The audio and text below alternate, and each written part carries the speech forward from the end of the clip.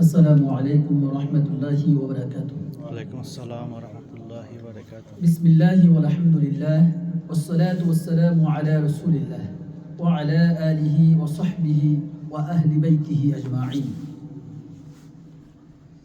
সম্মানিত মুসল্লিন کرام, আমরা আল্লাহ রাব্বুল আলামিনের শুকরিয়া জ্ঞাপন করছি যে রব্বুল আলামিন আমাদেরকে আল্লাহর ঘর মসজিদে আসার, বসার এবং কোরআনে হাকিম থেকে কিছু কথা বলার এবং শোনার তৌফিক দিয়েছেন। সেই রব্বুল আলামিনের শুকরিয়া জ্ঞাপন করি আলহামদুলিল্লাহ।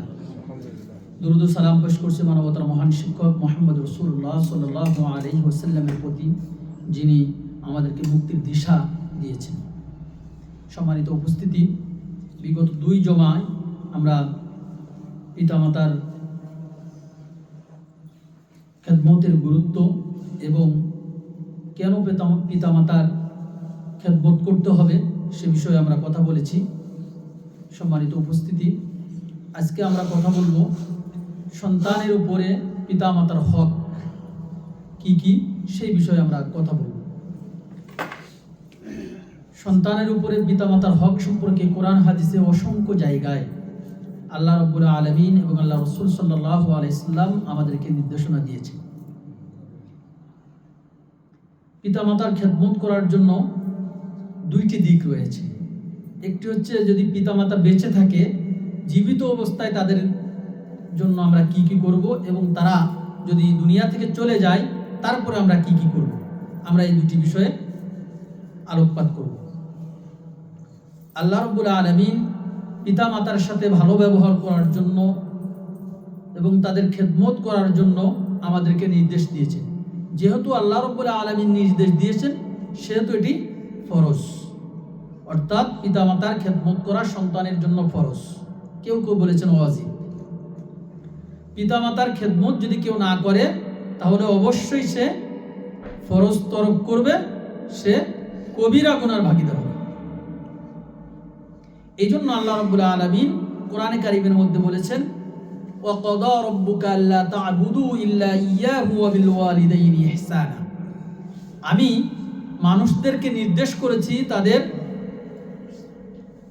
তাদেরকে আমার ইবাদত ছাড়া অন্য কারোর ইবাদত না করতে আর পিতামাতার সাথে সদ্য ব্যবহার করার জন্য। তারা যদি ইম্মা ইয়াবলুগান্না ইনদাকাল কিবারা আহাদুহুমা আও কিলাহুমা ফালা তাকুল লাহুমা উফ। 1 নম্বর হচ্ছে, কোন সন্তানের বেঁচে থাকা অবস্থায় সে যদি তার পিতা মাতা তাদের 2 জনের একজন অথবা উভয়কে পায়, তাহলে পিতা মাতার সাথে এমন আচরণ করবে না যে আচরণের কারণে পিতামাতা কষ্টের কারণে উফ শব্দটা পিতামাতার মুখ দিয়ে বের হয়। প্রথম ডিরেকশন হচ্ছে যে কোনো উফ শব্দ অথবা বিরক্তি প্রকাশ পায় এমন কোন শব্দ পিতামাতাকে না বলা। 1 নম্বর, যে আমরা এমন আচরণ করব না, এমন কথাবার্তা বলবো না যার কারণে আমার পিতামাতা কষ্ট পেয়ে তার মুখ দিয়ে উফ শব্দটা বেরিয়ে আসে। 2 নম্বর হচ্ছে পিতামাতার শুকরিয়া আদায় করা। আল্লাহ রাব্বুল আলামিন সূরা লুকমানের মধ্যে বলেছেন, আনিশকুরলি ওয়ালি ওয়ালিদাই, তোমরা আমার শুকরিয়া আদায় করো এবং তোমার পিতামাতার শুকরিয়া আদায় করো। তোমার পিতামাতা যে তোমাকে কষ্ট করে লালন পালন করেছে, তোমার মা তোমাকে 9 মাস পেটের ভিতরে ধারণ করেছে, তোমাকে দুগ্ধ পান করিয়েছে, তোমার পিতা তোমার জন্য কষ্ট করেছে, এই সকল কষ্টের বিনিময়ে তুমি তাদের জন্য শুকরিয়া আদায় করো। যে আমার পিতামাতা, আমি যে সময় ছোট ছিলাম, আমি যে সময় কথা বলতে পারতাম না, আমি কোনো কিছু চাইতে পারতাম না, আমার একমাত্র ভাষা ছিল কান্না, সে সময় আমার পিতামাতা আমার প্রতি খেয়াল রেখেছেন। সুতরাং তাদের জন্য গ্র্যাটিটিউড করা, শুকরিয়া আদায় করা। আল্লাহ রাব্বুল আলামিন এই জন্য কোরআনে কারীমের মধ্যে বলেছেন, আনিশকুরলি ওয়ালি ওয়ালিদাই। 3 নম্বর হচ্ছে পিতামাতাকে ধমক না দেওয়া, পিতামাতার সাথে ধমকের ভাষায় কথা না বলা। আপনি অনেক বড় হয়ে গেছেন, এখন আর পিতামাতাকে আপনার চোখে লাগতেছে না, পিতামাতার সাথে কথা বলার সময় আপনি ধমকের সুরে কথা বলেন, গেমেটি দেখান। আল্লাহ রাব্বুল আলামিন বলেন, ওয়ালা তানহারুহুমা, পিতামাতার সাথে ধমকের সুরে কথা বলো না। যদি ধমকের সুরে কথা বলো তাহলে তুমি কবিরা গুনার ভাগী হবে। 4 নম্বর হচ্ছে সম্মান এবং শ্রদ্ধার সাথে কথা বলা। পিতামাতার সামনে যে সময় কথা বলবে শ্রদ্ধার সাথে কথা বলবে, সম্মান রেখে কথা বলবে। তোমার বন্ধু বান্ধবের সাথে যেভাবে কথা বলো, অন্য মানুষের সাথে যেভাবে কথা বলো, সেইভাবে পিতামাতার সাথে কথা বলবে না। আল্লাহ রাব্বুল আলামিন বলেন ওয়াকুল লাহুমা কওলান কারীমা, পিতামাতার সাথে কথা বলবে সুন্দর ভাষায়, সম্মানের সাথে কথা বলবে। আল্লাহ রাসূল সাল্লাল্লাহু আলাইহি সাল্লাম কিভাবে পিতামাতাকে সম্মান দিয়েছেন, আল্লাহ রাসূল সাল্লাল্লাহু আলাইহি সাল্লাম একটি হাদিসের মধ্যে বলেন, আনা আবি তুফাইল রাদিয়াল্লাহু তাআলা আনহু قال رأيت النبي صلى الله عليه وسلم يقسم لحما بالجيرانة إذا أقبلت امرأة حتى دانت إلى النبي صلى الله عليه وسلم فبسط لها رداءه فجسلت عليه فقلت من هي قالوا هي أمه التي أرضعه। আল্লাহ রাসূল সাল্লাল্লাহু আলাইহি ওয়াসাল্লাম সম্মান দেখিয়েছেন তার দুধমাকে। হযরত তুফাইল রাদিয়াল্লাহু তাআলা আনহু বলেন, আমি দেখলাম আল্লাহ রাসূল সাল্লাল্লাহু আলাইহি ওয়াসাল্লাম জিরানা নামক স্থানে মাংস বন্টন করছেন। এমন সময় একজন মহিলা আসলো, সেই মহিলা আল্লাহ রাসূলের কাছে গেল। যাওয়ার পরে আল্লাহ রাসূল সাল্লাল্লাহু আলাইহি ওয়াসাল্লাম ফাবাসাতা লাহা রিদাহু, তার যে রুমালটা ছিল, কাপড়টা ছিল, সেই কাপড়টা বিছাইয়া দিলেন। ওই মহিলা ওই কাপড়ের উপরে, ওই রুমালের উপরে গিয়ে বসলেন।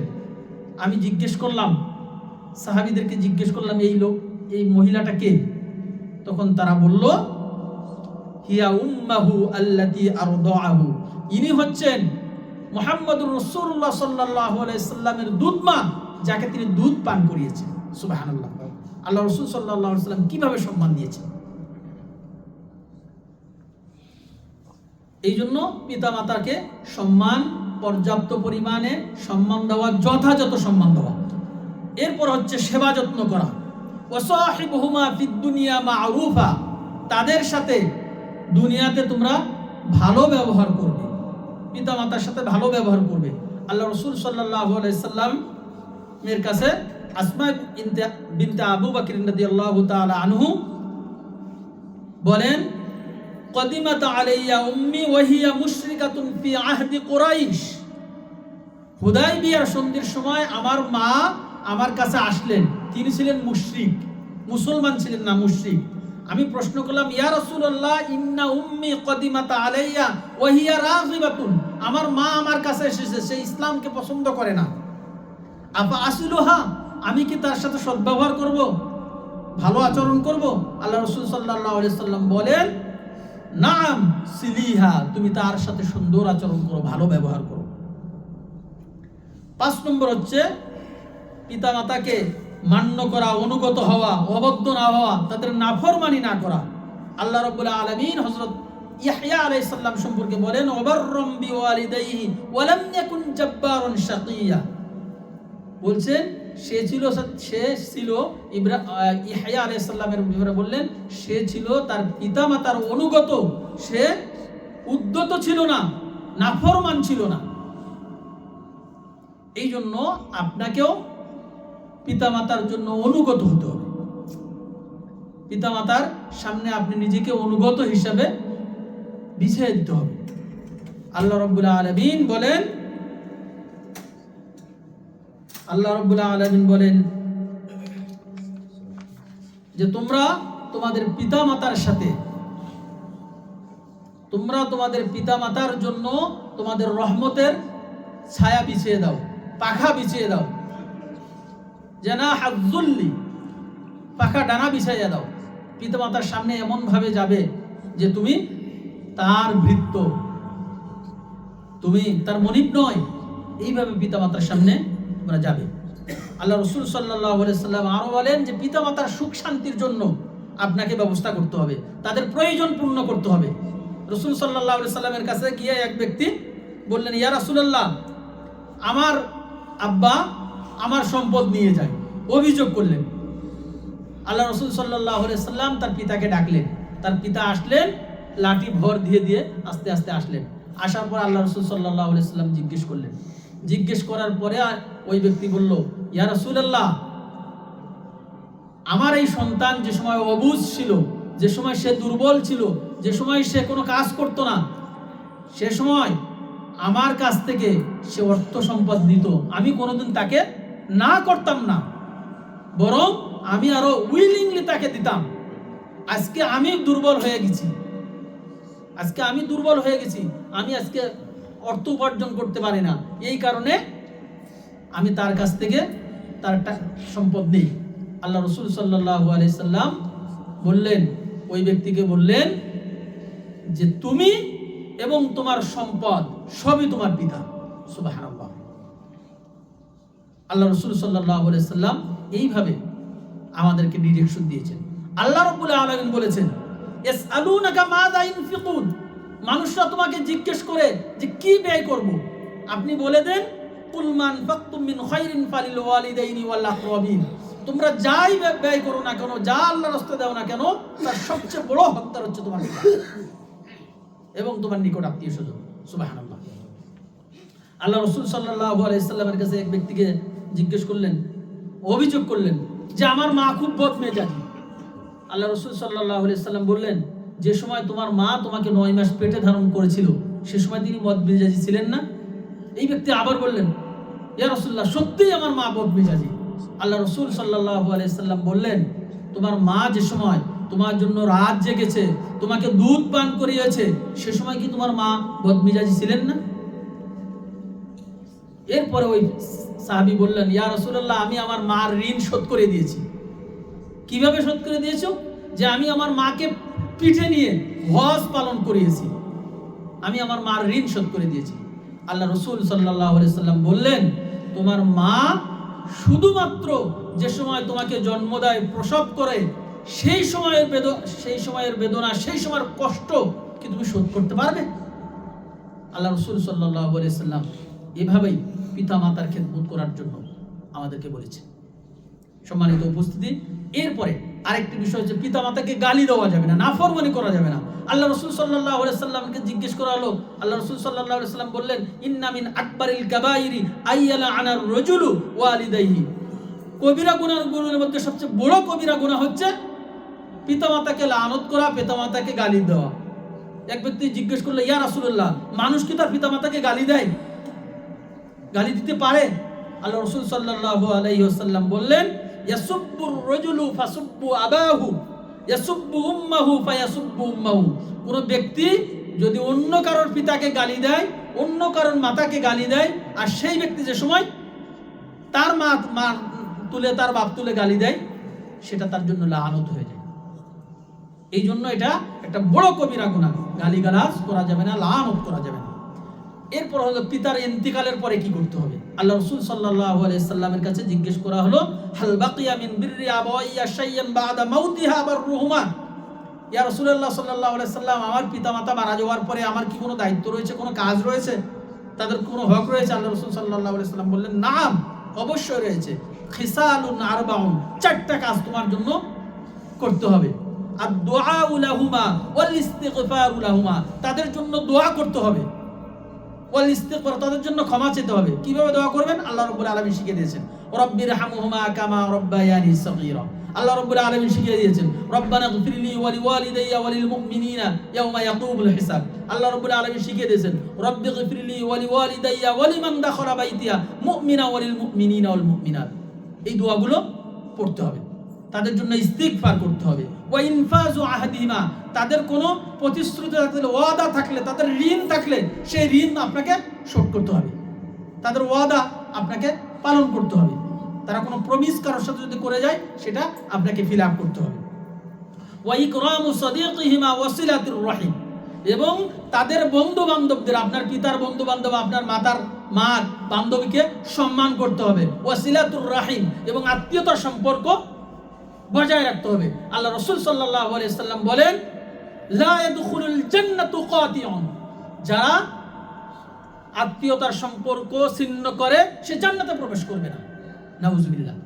আত্মীয়তার সম্পর্ক আপনাকে বজায় রাখতে হবে। আল্লাহ রাসূল সাল্লাল্লাহু আলাইহি সাল্লাম আরেকটা হাদিসে বলেন, মান আহাব্বা ইয়াবসুতা লাহু ফি রিজকিহি ওয়া ইনসাআলাহু ফি আথারিহি ফায়াসুল রাহিমাহু, যে ব্যক্তি চায় তার রিজেক বৃদ্ধি হোক, তার হায়াত বৃদ্ধি হোক, সেজন্য আত্মীয়তার সম্পর্ক রক্ষা করে। আল্লাহ রসুল সাল্লাল্লাহু আলাইহি সাল্লাম আরেকটি হাদিসের মধ্যে আমাদেরকে সতর্ক করে দিয়েছেন। আল্লাহ রসুল সাল্লাল্লাহু আলাইহি সাল্লাম বলেন, লা তানজিলুর রাহমাতু আলা কওমিন ফীহিম কাতিউর রাহিমিন। সেই সম্প্রদায়ের উপরে আল্লাহর রহমত নাজিল হয় না যেই সম্প্রদায়ের মধ্যে আত্মীয়তার সম্পর্ক ছিন্নকারী লোক থাকে। নাউজুবিল্লাহ। আত্মীয়তার সম্পর্ক ছিন্নকারী কোনো ব্যক্তি যদি সমাজের মধ্যে থাকে, আল্লাহ রসুল সাল্লাল্লাহু আলাইহি সাল্লাম বলেন ওই সমাজের উপরে আল্লাহর রহমত বর্ষণ হয় না। কত বড় সতর্কবাণী! আল্লাহ রসুল সাল্লাল্লাহু আলাইহি সাল্লাম আরেকটি হাদিসের মধ্যে বলেছেন, আর রাহিমু মুআল্লাকাতুন বিল আরশ তাকুলু মান ওয়াসালানি ওয়াসালাহুল্লাহ ওয়া মান কাতাআনি কাতাআহুল্লাহ। আল্লাহ রাসূল সাল্লাল্লাহু আলাইহি ওয়াসাল্লাম আত্মীয়তার যে সম্পর্কটা, এই সম্পর্কটা আল্লাহর আরশের সাথে ঝুলানো। রাহিম, সে বলতে থাকে যে আমার সাথে সম্পর্ক রাখবে আল্লাহ তার সাথে সম্পর্ক রাখবে। সুবহানাল্লাহ। যে আমার সাথে সম্পর্ক ছিন্ন করবে আল্লাহ রাব্বুল আলামিন তার সাথে সম্পর্ক ছিন্ন করবে। নাউজুবিল্লাহ। এই জন্য আত্মীয়তার সম্পর্ক রক্ষা করা এটা আপনার একটা দায়িত্ব। আপনার পিতার দিক থেকে আপনার চাচা, আপনার ফুফু, মার দিক থেকে আপনার খালা, আপনার মামা, তাদের সাথে সম্পর্ক রক্ষা করতে হবে। আল্লাহ রাসূল সাল্লাল্লাহু আলাইহি সাল্লাম এই চারটি বিষয়ের উপরে ইঙ্গিত দিয়েছেন যে এই চারটি পিতামাতা মারা যাওয়ার পরে তাদের জন্য দোয়া করতে হবে, তাদের জন্য ইস্তিগফার করতে হবে, তাদের বন্ধু বান্ধবদের সাথে সুন্দর সম্পর্ক রাখতে হবে, তাদের কোনো ঋণ থাকলে, কোনো ওসিয়ত থাকলে সেটা পূর্ণ করতে হবে। আল্লাহ রাব্বুল আলামিন আমাদেরকে আমাদের পিতামাতার হকগুলো, জীবিত অবস্থায় যে হকগুলোর কথা আমি বলেছি, এগুলো আমাদেরকে পালন করার তৌফিক দিন। আমরা সবাই বলি আমিন। আল্লাহ রাব্বুল আলামিন আমাদের পিতামাতা মারা যাওয়ার পরে তাদের যে হকগুলো আছে সেই হকগুলো পালন করার তৌফিক দিন। আমরা সকলেই বলি আলহামদুলিল্লাহি রাব্বিল আলামিন ওয়াসসালাতু ওয়াসসালামু আলা রাসূলিহিল আমিন। All praise belongs to Allah subhanahu wa ta'ala. Whole commendation is due to Almighty Allah subhanahu wa ta'ala. There is no power without Him. There is no strength except with all powerful Allah. He has created and honored us as the best creation of all His creatures. Allah has absolute sovereignty and jurisdiction over the whole of creation. We seek Allah's assistance and guidance and refuse to Him from the evil, the shaitan. He is the open enemy of the believers who all times tries to misguide us. We remember the last and final messenger of Allah subhanahu wa ta'ala. Peace and blessings of Allah be upon him. He is the most beloved prophet of Allah subhanahu wa ta'ala as well. Muhammad sallallahu alayhi wa sallam is the blessings for mankind, jinn and all that exist. Allah says in the noble book, وَمَا أَرْسَلْنَاكَ إِلَّا رَحْمَةً لِلْعَالَمِينَ. Respected brothers and elders, today I would like to deliver about the responsibility of progeny on parents in Islam. In last 2 Jummah, I have discussed about the importance of respecting parents and why we will respect our parents. You know that parents are the most important person in our life. They are the beloved father and mother. For this reason, in Islam, our offspring's responsibility towards their parents is to show them utmost kindness, respect, obedience, provide for their needs when necessary, and treat them with gentleness, essentially prioritizing their well-being and honoring their position as caregivers throughout their lives. This includes both verbal and physical expression of respect and support. According to the Quran and Hadith, Islam has given a lots of rights of parents. There are a plenty of Quranic ayats and Hadiths in where mention the rights of parents. I will notice some ayats and Hadiths. The first and foremost right of parents in Islam is to be respected and obeyed by their children. The Quran says, وَقَضَى رَبُّكَ أَلَّا تَعْبُدُوا إِلَّا إِيَّاهُ وَبِالْوَالِدَيْنِ إِحْسَانًا. And your Lord has decreed that you worship none but Him, and that you be dutiful to your parents. If one of them or both of them attain old age in your life, say not to them a word of disrespect. The Prophet Muhammad sallallahu alaihi wasallam has instructed, the pleasure of the Lord is in the pleasure of the father, and the displeasure of the Lord is in the displeasure of the father. Secondly, parents have the rights to receive love and affection from their children. Allah said, and lower unto them the wing of submission and humility through mercy. The Prophet ﷺ says, among the major sins are disobedience to parents and severing ties of kinship. Children must take time to regularly visit their parents even after marriage.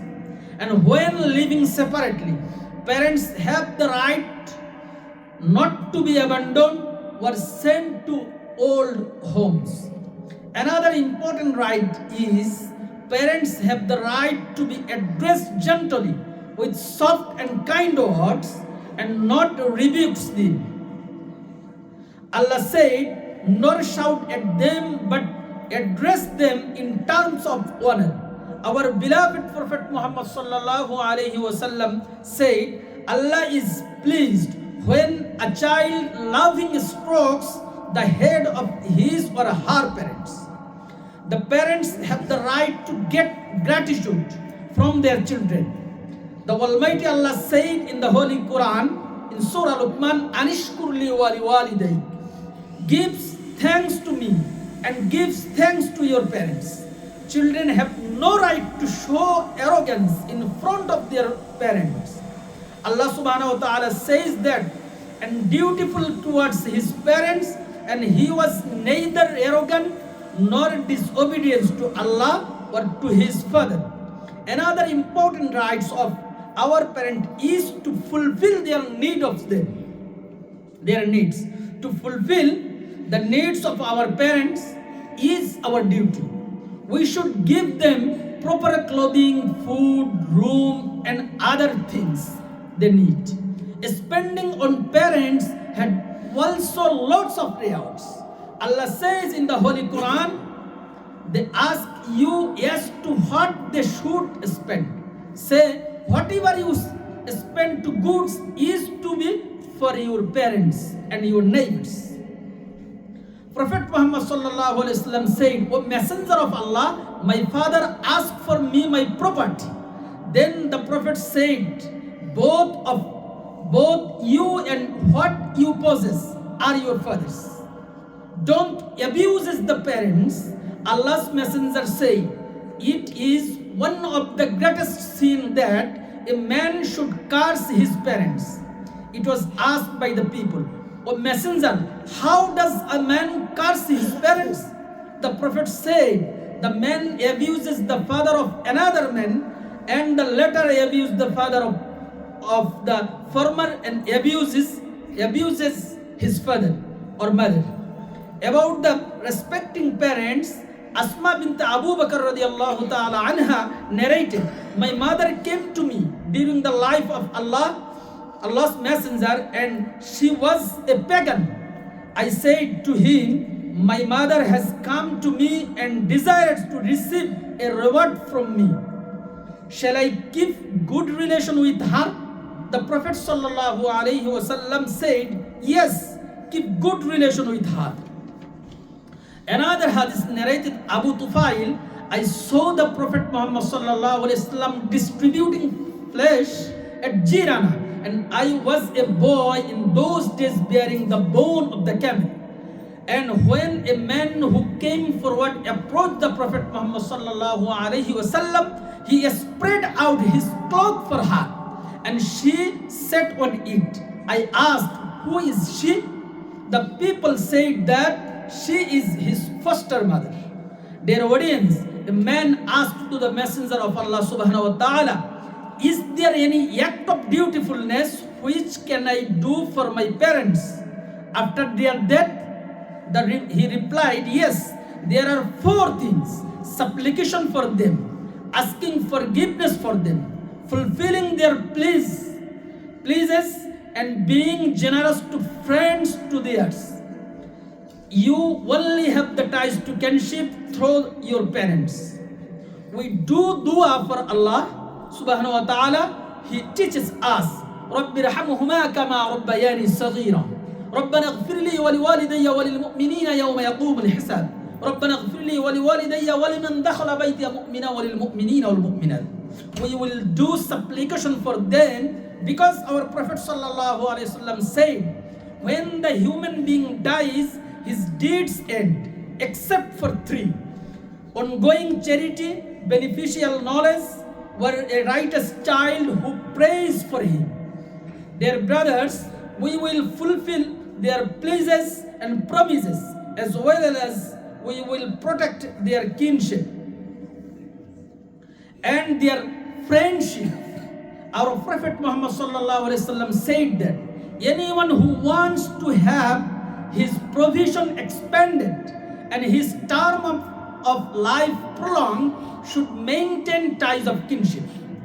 Another hadith, kinship is derived from Allah. If anyone maintains ties of kinship, Allah maintains ties with him. If anyone cuts them off, Allah cuts him off. He also warns the Muslim, لا يدخل الجنة قاطع. The one who cuts his family's ties will not enter paradise. My dear brothers, we have to fulfill our responsibility on our parents. If we do complete our duties sincerely and accurately, we will get the paradise. Otherwise, we have to get the punishment of Allah subhanahu wa ta'ala, and He will cast down in the hole of Jahannam. May Allah grant our efforts to serve the parents to the utmost of our ability. May Allah guides all of us on the path of Siratul Mustaqim. May Allah approves all of us with our family as the guest of Jannatul Firdaus. Amin.